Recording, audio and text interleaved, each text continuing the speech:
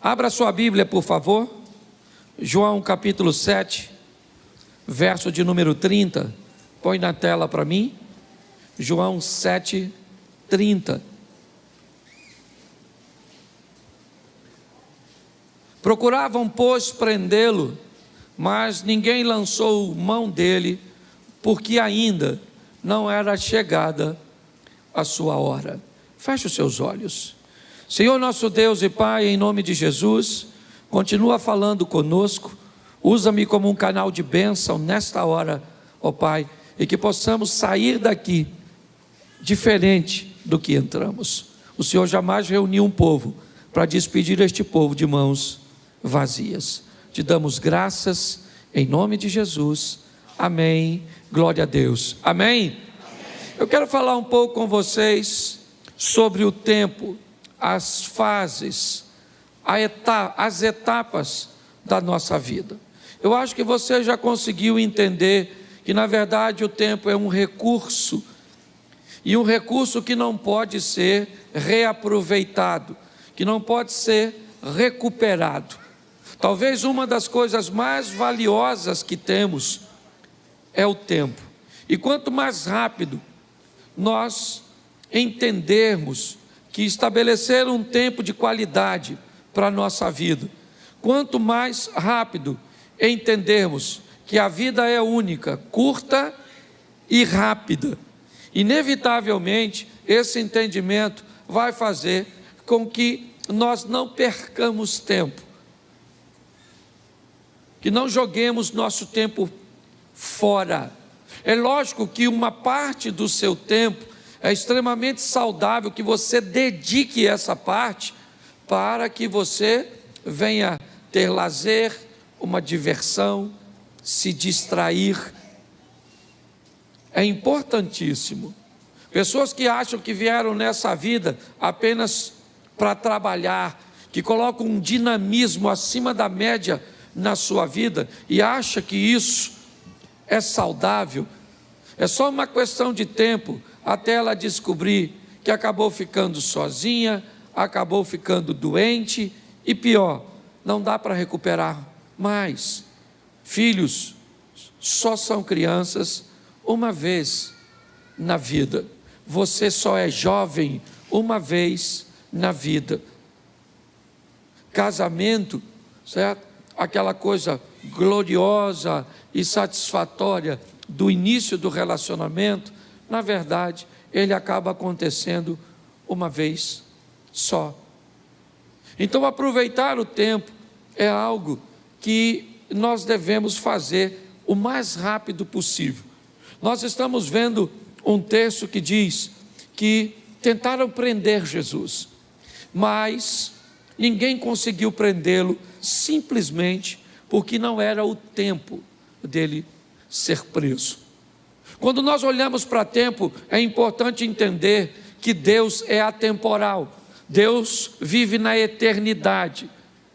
Para Deus, o tempo em si, para Ele, não existe, né? Não faz diferença. Ele é eterno. Foi, é e sempre será. É assim que funciona. Mas para nós, não. Nós temos aí, né? Normalmente, a via de regra, 9 meses para nascer, de 1 ano a 2 anos para andar, de 10 a 12 normalmente para descobrir que os adultos, nossos pais, não são super pessoas. Nós temos aí basicamente 30 anos para amadurecer. Algumas pessoas dizem, profissionais da área de psicologia, que o indivíduo que não amadurece até os 30, ele pode ficar esperto, mas vai ser bobo. Já vi uns caras velhos bobo. Ele sabe ganhar dinheiro, ele tem uma situação boa, mas você começa lá, é uma bobeira. Em pessoa, o que é isso? Falta de maturidade. Se tu está com 30, acenda a luz de emergência e amadureça o mais rápido possível, ok? Quando o assunto é tempo, também eu preciso gastar um pouquinho de tempo para falar sobre a importância de nos preocuparmos com o que esse sistema está tentando fazer com o tempo da infância das nossas crianças. Se nós olharmos, nós muitas vezes não conseguimos entender por que é que tantas informações distorcidas, por que é que desenhos animados, por que é que programas direcionados para a criança na idade mais precoce possível buscam levar informações, imagens, porque no tempo da infância, no tempo dessas crianças, elas não conseguem discernir o que é uma sugestão, do que é uma informação e uma ordenança. Por que é que estão investindo? Nosso sistema de ensino brasileiro tem um material didático tão ruim. Por que é que desde que o mundo é mundo, pelo menos que eu lembro, no Brasil, a maioria de nós não fomos para a escola para aprender sobre sexo, se eu era menino, como fazia, se fazia, com quem fazia. Nós íamos lá para aprender matemática, português, moral e cívica, ciências. Lembra disso? E por que que hoje? O que aconteceu com esse tempo que nós estamos? É um tempo que está querendo estabelecer matrizes no nosso filho. Ensina ao menino o caminho que ele deve. Se você não sabe obedecer a Bíblia, o diabo talvez seja mais obediente que você. O diabo, ele diz, se a Bíblia está dizendo, ensina o menino o caminho que deve andar, eu vou obedecer a Bíblia. E vou ensinar esses meninos a se comportar segundo o meu modelo. E quando eles chegarem em casa, vão conflitar com esses pais que não têm tempo de estabelecer matrizes. E quando tentarem desfazer as matrizes que o sistema de ensino, que na verdade tem nada a ver com educação, sistema de educação é em casa, a escola é o sistema de ensino. Então, quando nós olhamos para esse tempo de tanta imaturidade que busca atingir as nossas crianças, é melhor você acordar o mais rápido possível. Porém, eu aqui como pastor e aqueles que sobem aqui, o máximo que nós podemos fazer é levar a palavra de Deus até o seu ouvido. E Deus então leva do seu ouvido para o seu coração. Por isso que é muito importante para Satanás destruir você, ou destruir a sua atenção enquanto nós estamos aqui pregando. Por que é que há um ambiente tão grande de distração durante o culto? Porque é simples. Se a palavra não chega ao ouvido, não há possibilidade dela ser conduzida para o coração. Então tem que sentar alguém do seu lado que converse com você algo interessante enquanto o culto passa.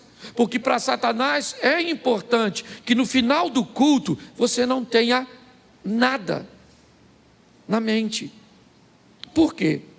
Porque se tiver na mente, preste atenção, você viu aqui o Isley vindo ministrar a oferta, e ele disse que ouviu uma palavra aqui, uma palavra que o impulsionou a semana inteira, ou seja, a palavra estava no ouvido, estava na mente. Se a palavra entrou na mente, Deus foi levando a palavra para o coração dele, e é assim que acontece. Nós já vimos em 1 Coríntios 10, 1, que pessoas estão no mesmo ambiente, vendo a mesma coisa, ouvindo a mesma coisa, porém vivendo resultados altamente diferentes. E qual é o motivo para que isso aconteça? O nível de atenção e de comprometimento que essas pessoas tomaram após receber a palavra ou a ferramenta. Quando nós olhamos para isso, talvez nós consigamos entender por que algumas pessoas têm problemas com lidar com os tempos. E eu separei algumas coisas aqui, de uma palavra que mexeu muito o meu coração, eu quero compartilhar com você. O primeiro tempo que eu quero falar com você é o tempo dos outros. Aquele tempo que não é seu, mas você gostaria que fosse. O Salmo 73, ele ilustra isso de uma forma belíssima. Põe para mim, Salmo 73, aqui. Isso. Vamos lá. Verdadeiramente bom é Deus para com Israel, para com os limpos de coração. Preste atenção agora. Quanto a mim, meus pés quase se desviaram. Faltou ou pouco faltou para que escorregassem os meus passos. Por quê? Pois eu tinha inveja dos soberbos, ao ver a prosperidade dos ímpios. Porque não há apertos na sua morte, mas firme está a sua força. Não se acham em trabalhos como outra gente, nem são afligidos como outros homens. Pelo que a soberba os cerca como um colar, vestem-se de violência como um adorno. Só aí, preste atenção, qual é o problema do salmista aqui? Me parece que esse é o salmo da comparação. Me parece que esse texto define a pessoa que olha para o tempo dos outros, para aquilo que está acontecendo na vida dos outros, e não consegue entender que o tempo dos outros não é o seu. Muitas pessoas se perdem canalizando tanta atenção para o que está acontecendo na casa do vizinho, na empresa do vizinho, na igreja do outro pastor, que esquece de canalizar suas forças para fazer as coisas acontecerem na sua própria vida. O salmista está dizendo que ele quase caiu, seus pés vacilaram, ele quase desviou. Quando ele começou a olhar o tempo dos outros. E o que estava acontecendo na vida dos outros era muito diferente do que estava acontecendo na vida dele. Aprenda uma coisa: em muitas fases da sua vida, o casamento de outras pessoas vão estar melhor que o seu. A situação financeira de outras pessoas vão estar melhor que a sua. A aparência dessa pessoa vai estar melhor que a sua. Você precisa ter maturidade para entender que o tempo dos outros não é o seu tempo. Pare de olhar o que está acontecendo na vida de seu vizinho. Trabalhe, ore, entenda que o seu tempo vai chegar. E não use a medida dos outros para estabelecer a sua. Até porque, eu vou ser franco para você, e aqui na igreja você sabe que eu abro o meu coração direto. Eu prego em muitos lugares, e por onde eu passei, Abner, eu confesso a você, eu já tive vontade de morar, pelo menos, numas 40, 50 casas diferentes. Nos 40, 50 bairros diferentes. Chego na casa de um cara, pensa num casarão. Bonito, confortável, ampla, umas ruas amplas, bonito. Eu falo comigo, Cláudio, tu tinha que morar aqui. Até eu viajar para outra. Chego lá, eu falo, que apartamento é esse? Rapaz, um apartamento por andar, tudo na porta, não podia morar aqui? Aí eu viajo de novo. Aí alguém me leva numa fazenda. Aí eu falei, Senhor, rapaz, eu tinha que morar aqui nessa fazenda. Aí eu viajo de novo. Vou para uma casa de praia e me deixo lá hospedado. Falei, aqui que eu tinha que morar. Esse dia eu fui para um apartamento em Balneário Camboriú e botaram numa piscina de água quente que tinha uma cama que fazia massagem na gente dentro da piscina. Ali eu tive certeza que era ali. Uma cama que faz massagem em nós dentro d'água. Aí eu fui para Brasília. E me levaram para uma casa que tinha até um helicóptero. Eu já esqueci da massagem. O que é uma massagem numa piscina? Com um bicho que leva a gente para as alturas? Aí eu quis morar lá. E por onde eu passo? De vez em quando ainda quero. Mudo para aqui, mudo para ali. E agora que minha mulher vai comigo de vez em quando? É 2. Cláudio, não podia morar aqui, né? E eu falo para ela, Xerém nos espera. Aquela grande metrópole. Você consegue entender? O tempo dos outros não é o seu. Pare com isso, amadureça. Vamos voltar para cá? Segundo tempo. Fora do tempo. Aquilo que nós queremos, mas ainda não é o nosso. Pastor, que exemplo você pode usar para isso? O Saul. Saul queima uma etapa. E, gente, muita coisa, né, que nós vemos, nós até poderemos adquirir e ter, mas não fora do tempo. Tenha maturidade para entender que coisas fora do tempo pode deformar você. Deus, Ele está no controle de todas as coisas. Eu li um livro esses dias do Carlos Drummond, e o título dele é Fora do Alcance das Crianças. E ele começa a explicar por que é que tem coisa que a gente não recebe. Porque Deus não dá determinadas coisas para crianças. Tem que ter maturidade. Você tem que entender que tem coisas que são para você, mas ainda não é o seu tempo de alcançá-las. E Deus sabe, nossa, eu queria. Eu vou contar uma experiência para vocês. Aqui, da minha família, está ali meu filho, minha nora estava sentada aqui. Isso, tá, deve estar com meu netinho por aí, mas meu filho está. Nós fomos viajar. Aí entrou toda a patotinha no carro. Certo? Entramos todo mundo.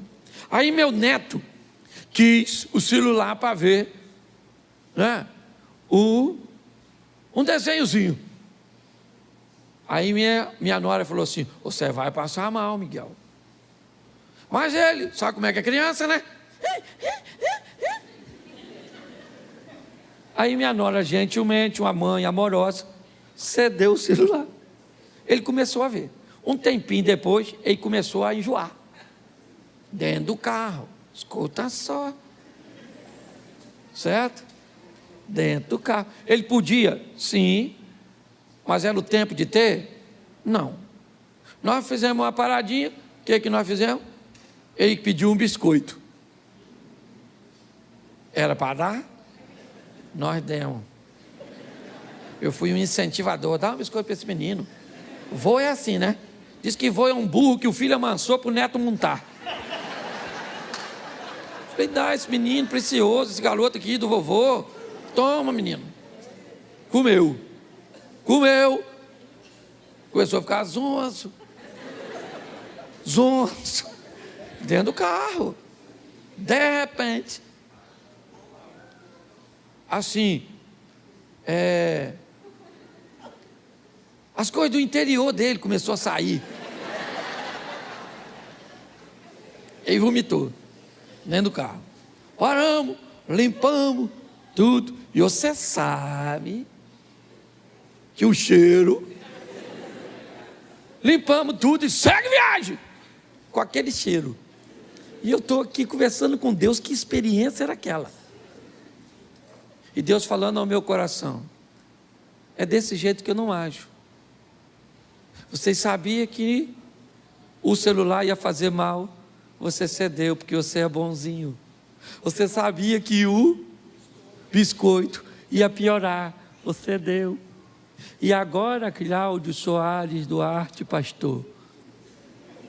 Porque quando é minha mulher, só fala Cláudio Duarte. Quando é Deus, fala o nome todo e ainda usa pastor, que é para chamar a atenção.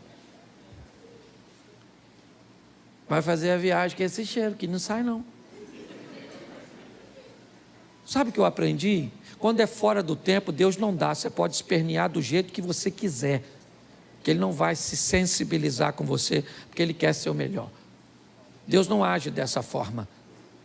Então, se for fora do tempo, querido, não queira queimar etapa, porque o negócio vai dar ruim. Está lá com Moisés, fora do templo, achou que era o libertador, se lascou, foi para o deserto. O tempo de Deus é correto, aguarde o que Deus tem a fazer por você, amém? Ele não chega atrasado na sua vida, no seu casamento, ele não chega, ele sabe o que está fazendo, ele está cuidando de você. Muitas pessoas se atrapalham querendo coisas fora do seu tempo. Nós temos aqui para adiantar também aquilo que está no tempo para acontecer. E aprenda uma coisa nessa vida: toda oportunidade, ela tem um tempo de duração. Você precisa saber qual é o seu tempo de casar. Não queira casar antes da hora, e também não case depois. Não queira ter filho antes da hora, mas também não tenha filho velho demais, que pensa no pessoal chato. Essa turma que tem filho depois de velho, é uma tribulação, uma tribulação, uma tribulação e uma tribulação. Quem tem um filho novo demais, não está preparado para criar o filho. Quem tem filho velho demais, parece que o menino é um bibelô. Não vamos entrar aqui na igreja, porque pode, certo, ter bactéria. Bactéria deve ter na sua cabeça, infeliz.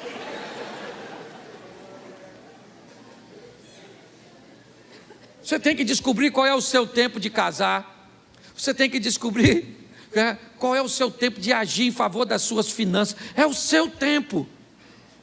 Peça a Deus para te dar discernimento. Chegou a sua hora de viver. Descubra quando ela é, em qual área é, e mergulhe com toda a sua força. É assim que funciona. Em 1992, eu tive que fazer 2 mudanças drásticas na minha vida. Casar. Acabei com a minha vida de solteiro. Troquei todas as mulheres solteiras do mundo por uma. Olha que troca ruim. Porque antes de casar eu podia ter qualquer uma solteira, sim ou não? Depois que casei, rejeitei todas as outras. E para Jane Mary, para ir com ela até que a morte o separe. E diga-se de passagem, está demorando. Para ela e para mim. A Abner que diga isso, ou não? A Jacira aí, ó. Quase 50 anos de casado. Você consegue entender isso? Está assim de gente que não investe tempo, sabe? Para ter um discernimento, às vezes numa consultoria, em alguém que tem experiência. Para que aprender com seus erros, se você pode aprender com os erros dos outros? Procure pessoas, a vida está fazendo aqui na igreja, aqui nessa igreja, você tem pessoas com tanta experiência, que pode dar noção de casamento, pode dar noção de ambiente corporativo, de quais são as profissões promissoras. Você está envolvida num ambiente, onde você pode receber informações extraordinárias, para ajudar a você agir no tempo correto. Mas você não aproveita isso. Você tem que descobrir seu tempo. Qual é o seu tempo? Jesus está no casamento de Caná. Maria fala para ele, eles não têm vinho. Jesus disse, ainda não é chegada a minha hora. Calma, eu sei o meu tempo. Nós precisamos amadurecer para entender isso. A menina tem 12 anos, eu já sou uma moça. Pai, posso namorar? Com 12, eu vou buscar o boneco da Barbie, o Ken. Você namora ele. Mas eu já sou uma mulher. Ô menina, vai assistir Chiquitito e não me perturba. Menino, 13 anos, acho que é um homem, não paga uma conta, qualquer coisa que vai fazer está cansado, não estuda direito, nada, aí vê uma menininha. Eu já estou no tempo de namorar. Eu acho que você está no tempo de eu castrar você, não é? Você sossegar esse fogo. Você está rindo, mas é sério. Você tem que entender o tempo da espiritualidade. O tempo de investir em leitura, em busca por Deus. É muito importante isso, gente. Descubra o seu tempo, as coisas que têm que acontecer, né? no seu tempo. Para alguns, esse tempo pode chegar um pouco mais cedo, para outros, um pouco mais tarde, para outros, chega no modelo mais fácil, para outros, no modelo mais difícil. Mas entenda isso, eu vejo pessoas querendo viver o tempo dos outros, eu quero pessoas querendo viver coisas fora do tempo, antecipando e quebrando a cara, tomando decisões equivocadas, e pessoas que sequer são capazes de entender o seu próprio tempo. O próximo, o tempo de Deus, tem o seu tempo. Pastor, mas o meu tempo não é o tempo de Deus? Não era isso que você está falando? Não, o seu tempo é o tempo que você tem que aproveitar para estudar, é o tempo que você tem que aproveitar para investir em você. O tempo de Deus é aquilo que Deus quer fazer na sua vida, e é importante você entender isso. Quando é que Deus vai fazer? Quando chega o tempo dele.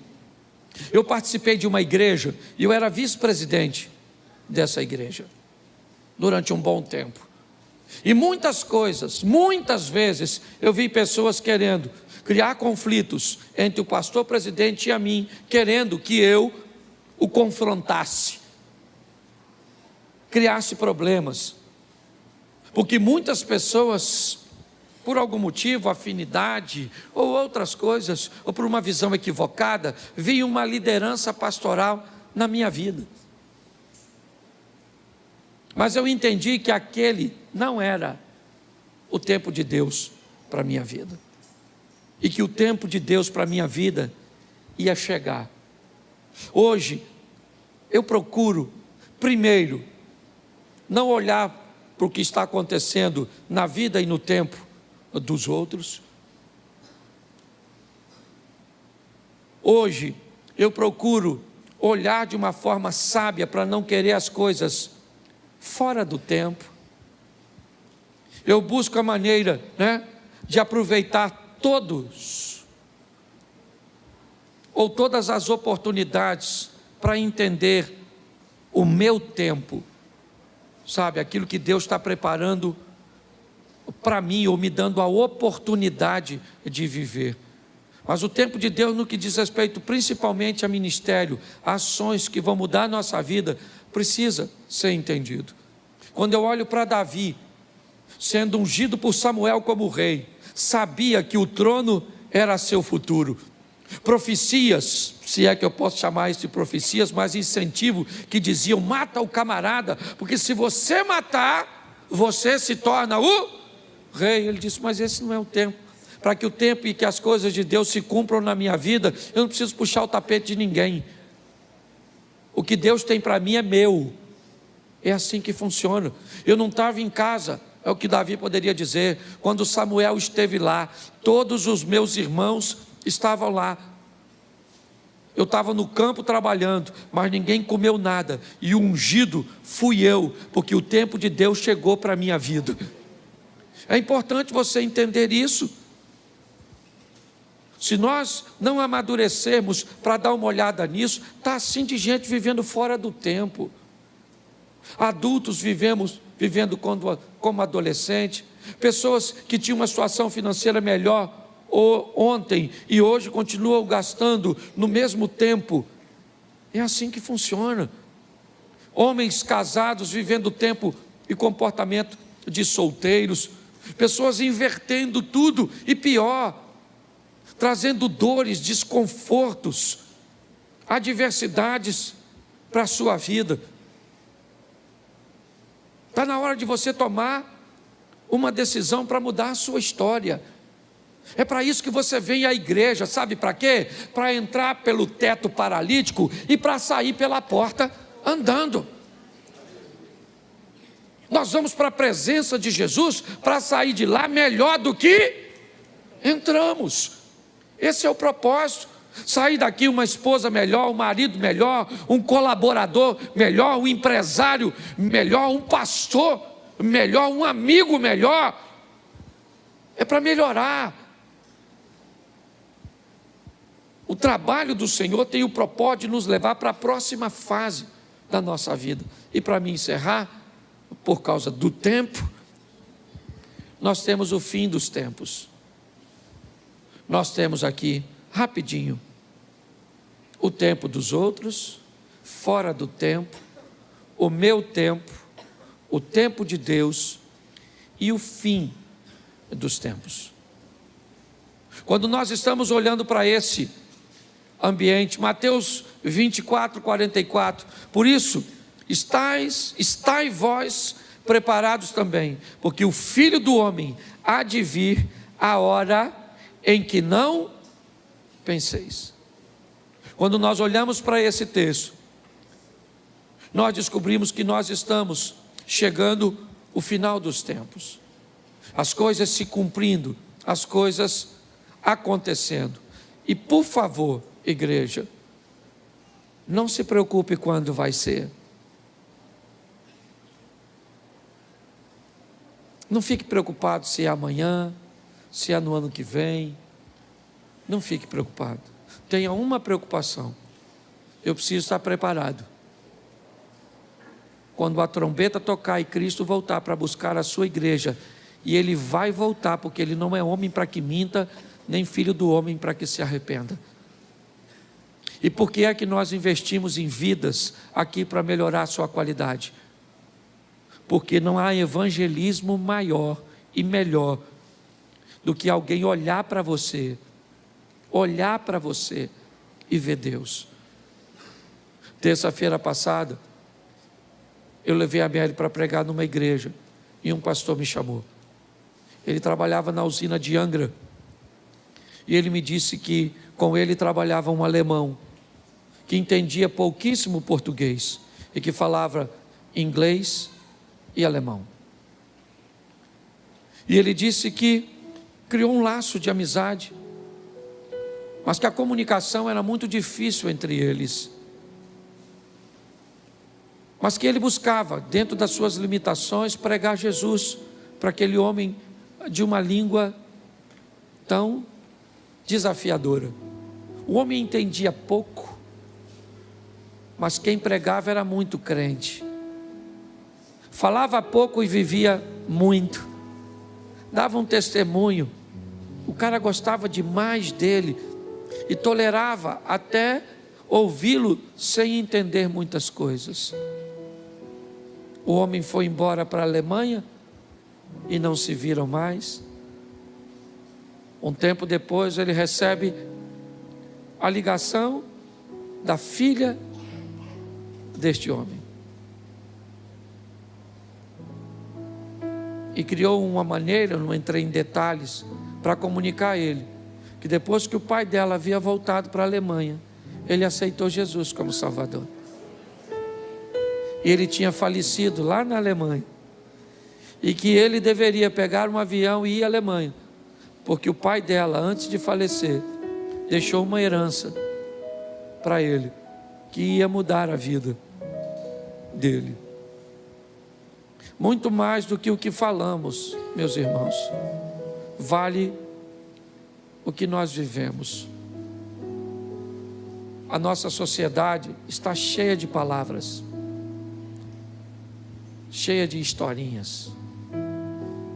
A nossa sociedade está querendo testemunho. Não basta subir num púlpito e falar muito bem, não basta. As pessoas querem conviver com a gente, para ver como a gente vive, como a gente trata as outras pessoas, como tratamos a nossa família. Esse é um tempo que estamos vivendo, onde o Senhor está voltando, e o Espírito do Senhor está sendo derramado sobre a igreja. Aproveite esse tempo, o tempo da graça, o tempo do favor de Deus. Eu não sei o que você tem vivido, não, mas por favor, melhore a sua ótica. Não dá para demorar para ser a melhor esposa, porque Jesus está voltando. Não dá para demorar para ser o melhor marido. Não dá para demorar para ser fiel. Não dá para demorar. Ele está voltando. para buscar a sua igreja. O mundo está precisando disso. Se você acha que está desafiador agora, imagine esse período do ano que vem, o período das eleições. Deixa eu avisar a igreja de uma vez. Em julho do ano que vem, eu vou tirar um tempo para falar de política aqui na igreja. Em julho. Vou mostrar um pouco a igreja. Alguns já sabem, outros, eu não gosto de fazer isso, mas eu acho importante. E a partir de julho, nós não vamos mais falar de política na igreja, até a eleição terminar. A partir de julho, e assim que acontecer a liberação da propaganda eleitoral, eu vou pedir o favor de todos da igreja que tiverem um adesivo de política no seu carro, não estacionar dentro das nossas dependências, e que aqui dentro nós não vamos falar de política. Nós vamos orar por nossa nação, porque nós estamos aí praticamente entrando numa guerra. Talvez muitos de vocês, na última eleição, perderam relacionamentos de familiares e de amigos que saíram do grupo ou removeram você e que nem fala mais contigo direito por causa de uma eleição. Isso é um absurdo. Mas nós vamos orar para a nossa nação. A minha rede social não tem nada a ver com a igreja. E na minha rede social eu faço o que eu quiser, desde que eu não quebre princípio. Mas aqui nesse púlpito nunca subiu um político que eu franqueasse para ele esse microfone. Sempre orei e oro a todos que virem aqui. Mas nós estamos chegando num tempo, igreja, que não dá para relaxar. É o final dos tempos. Transforme-se agora, porque talvez não dê mais tempo.